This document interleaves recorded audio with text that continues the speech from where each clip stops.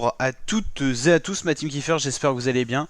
Aujourd'hui pour cette nouvelle vidéo, on se retrouve pour parler rugby sport, on se retrouve pour parler de la Coupe du Monde 2023 de rugby. Et oui, cette année aussi on a une Coupe du Monde, après la Coupe du Monde fabuleuse de football 2022 au Qatar, où les Argentins ont battu la France. On va se retrouver pour une Coupe du Monde à domicile pour les Français, vu que cette Coupe du Monde de rugby aura lieu en France.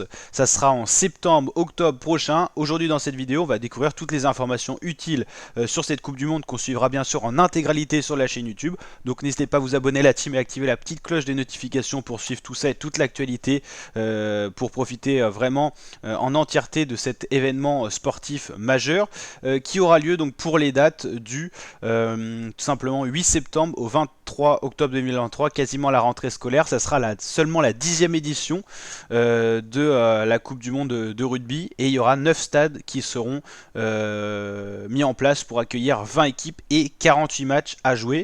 On va regarder un petit peu le format, les équipes qualifiées par continent, les voici à l'écran. Toutes les équipes du tournoi Destination, les 6 grosses équipes européennes, France, Angleterre, Écosse, Irlande, Italie, Galles sont déjà qualifiées, plus 2 outsiders, Géorgie, Portugal. Pour l'Asie, il y a le Japon. Pour l'Océanie, il y a bien sûr Australie, Nouvelle-Zélande.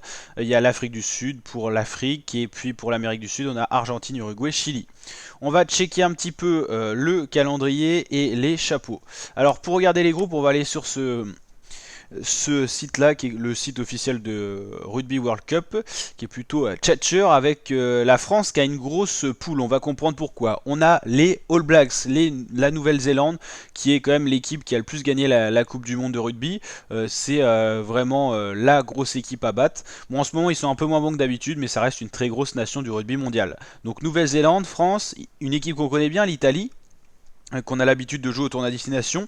Ils sont pas à la fête, mais en ce moment ça allait un peu mieux avec la tournée d'automne qui a laissé de l'espoir du côté du collectif italien, avec de jeunes joueurs, de jeunes pépites qui sont en train d'éclore du côté de la Squadra Azzurra.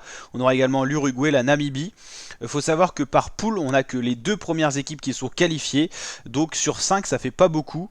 Bon, la maigre consolation pour le 3e, c'est qu'ils sont qualifiés d'office pour la prochaine Coupe du Monde 4 ans après, c'est-à-dire en 2027. Donc là, dans cette équipe, enfin dans cette poule A, faut finir pour la France soit premier, soit deuxième pour passer au tour suivant. L'objectif, c'est même de finir premier pour affronter le deuxième d'une autre poule. Ça marche comme à la Coupe du Monde de football, hein. Si vous finissez premier, vous affrontez en quart de finale. On passe directement en quart de finale pour le rugby, un deuxième de groupe. Donc c'est quand même un peu plus facile, on va dire. Bon, tout dépend de qui on a en face quand même.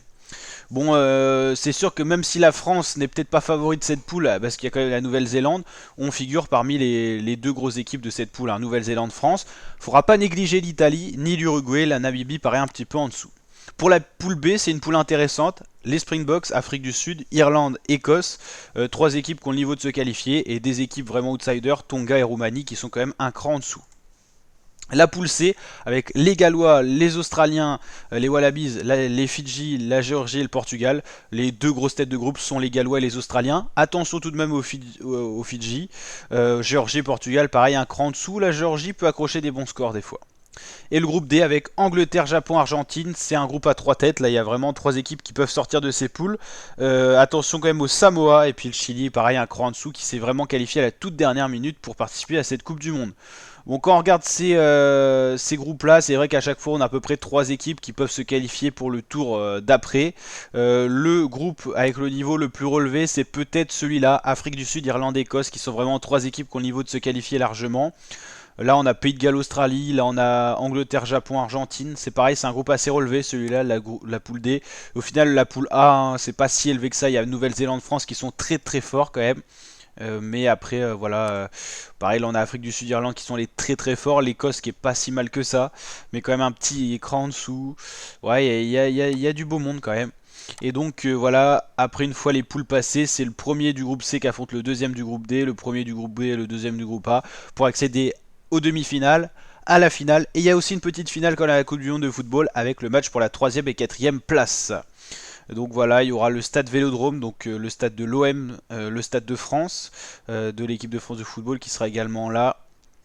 Et puis voilà, vous avez un petit peu toutes les statistiques qui seront remplies au fil de la compétition.